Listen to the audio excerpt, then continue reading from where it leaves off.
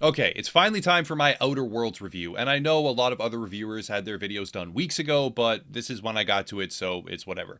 I just want to say right off the bat, I enjoyed it. The game is a wonderful breath of fresh air take on the genre, and though I wouldn't really say it innovates spectacularly in any mechanical sense, though it does certainly have unique aspects, the real impression is made by the game's hardline stance against microtransactions, making it a relic of an industry long past, where you bought a product and then fully enjoyed that product after an upfront purchase without any added greedy trash. However, all of my positive sentiment aside, I have some negative feelings towards my fellow reviewers. I feel definitively misled by the other reviews that I have seen. Many of my peers have advertised this as a 30 to 40 hour experience. Still further, some of them have claimed it is a 50-hour game, and the phrasing almost unilaterally made it seem as if this game was at least a 20 to 25 hour plus experience, which would majorly consist of main story elements. This is not true. I don't know why they made it seem that way. I don't know why they chose those words, but the game is not a 30, 40, or let alone 50-hour experience the way that most will end up playing it. Not even close. And to make it seem that way is disingenuous, bad practice reviewing. But without further ado, let's get started. I enjoyed the game. I played the vast majority on Supernova difficulty, switching to hard for one particular mission, which ended up almost being the final mission itself, and I didn't even know at the time. The style is definitively reminiscent of Fallout New Vegas, and I know a lot of people will be sick and tired of the comparisons to Fallout by this point, from all the other reviews or videos or whatever, but the comparison is common for a really good reason. Obsidian, the developers of Fallout New Vegas and also The Outer Worlds, are widely regarded as a frontrunner in the single-player narrative-driven game genre. Players didn't want something that pushed the limits, they wanted what has largely become archaic, a truly single-player RPG that was fully finished at launch, not a broken mess, and not riddled with loot boxes and microtransaction greed. That is what the game is. That is what has been delivered, and it is worthwhile to immediately acknowledge and praise that fact. Narratively speaking, I will intentionally keep this review vague. The game's first and foremost draw is its dialogue choice and story building. If I were to truly discuss on a subjective level what I thought of my own particular endings or the impactful and numerous choices that are presented, it would degrade the experience for those that have not played the game at all, or more likely, played it but did not make or receive the exact same choices that I did.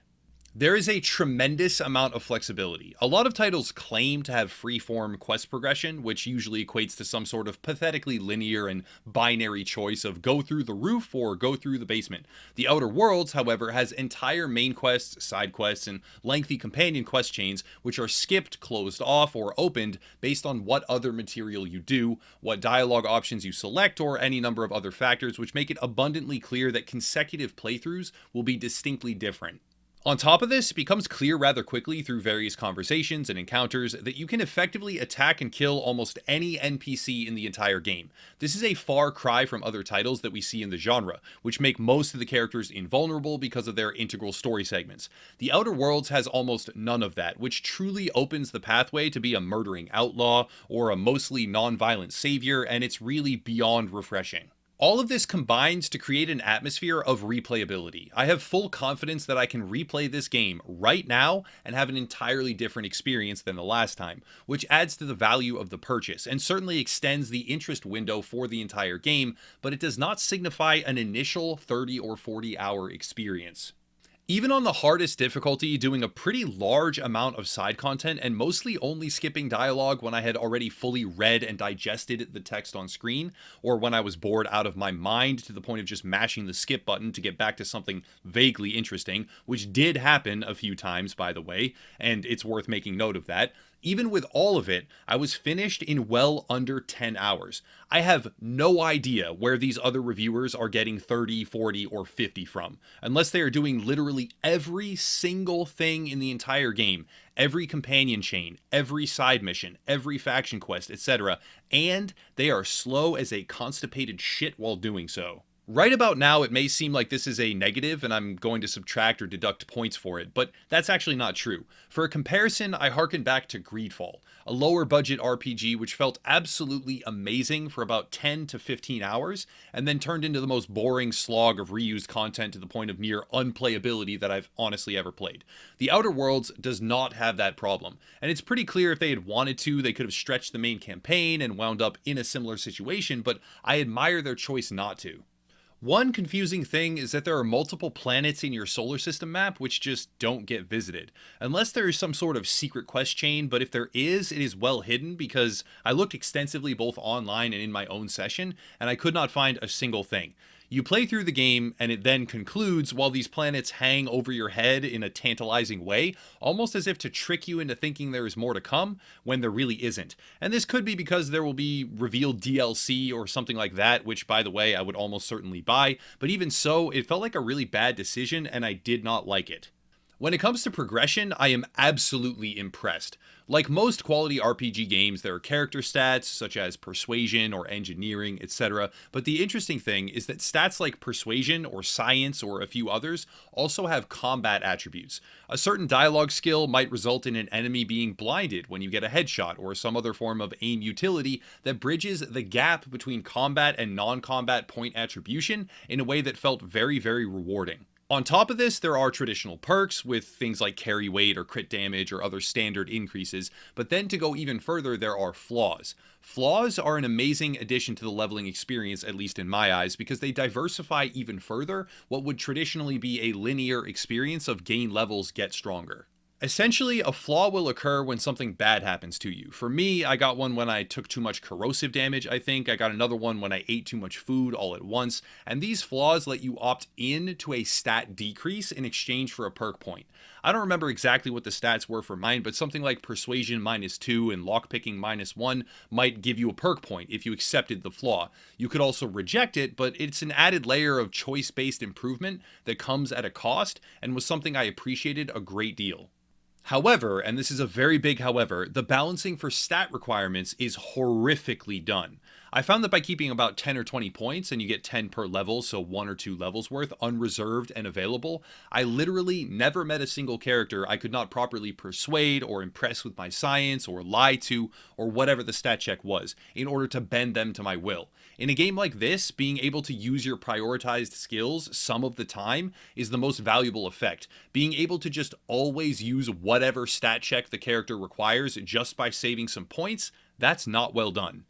It helps mitigate this when pathways and quest chains are naturally opened up and closed down through other means, but overall it felt like they made it too easy to force people to do what you wanted, which was fun for a little bit early on while I assumed it would change over time or get more difficult, but it doesn't change, it only gets worse. It's basically like the game is balanced around your early and maybe mid-range stat composition, and they just forgot that over time you accumulate more points. All the way through, I was finding locks, for example, that were 15 or 10 lock picking, maybe 25 here and there, and maybe a 60 or like 180 requirement, but that's it. And it goes all the way to 100 in the skill tree, so why make it go to 100? It's just really bad design. For combat, the game starts comfortably, but over time, I started to get really sick of the time dilation field. The time dilation is somewhat similar to VATS from Fallout, but even when I spec'd for pretty much every perk in the entire game that helped improve it, it was still garbage. What I mean by garbage is that if you move, it drains faster. If you shoot, it drains a lot and very quickly, and your action speed can be improved in it, but not by much.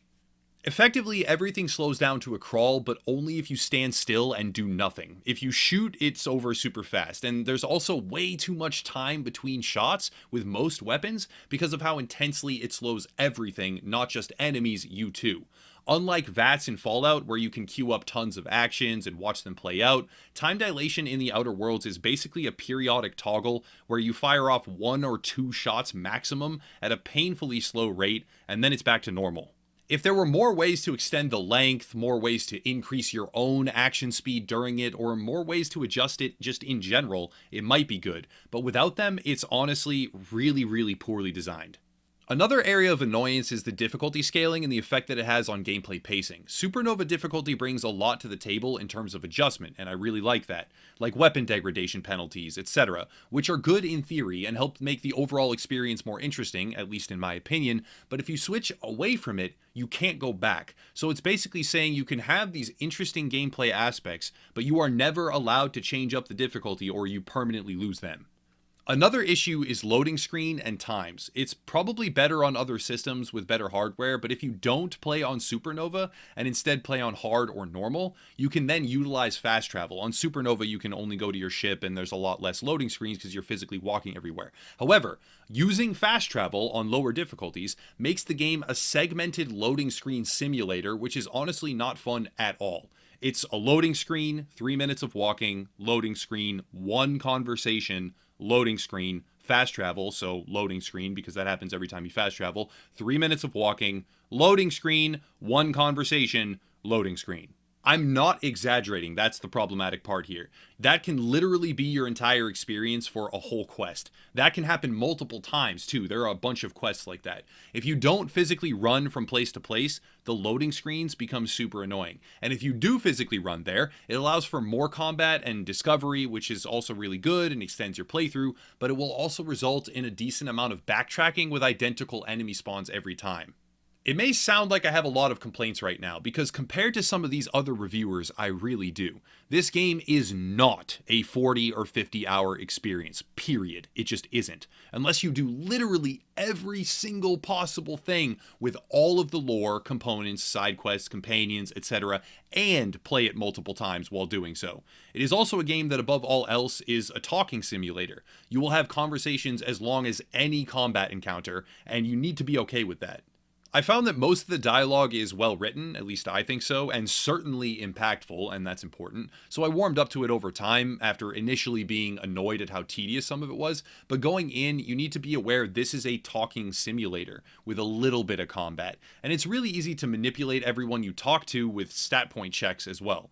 Also, unlike many other RPG games on the market, there really aren't boss fights or diverse enemy encounters.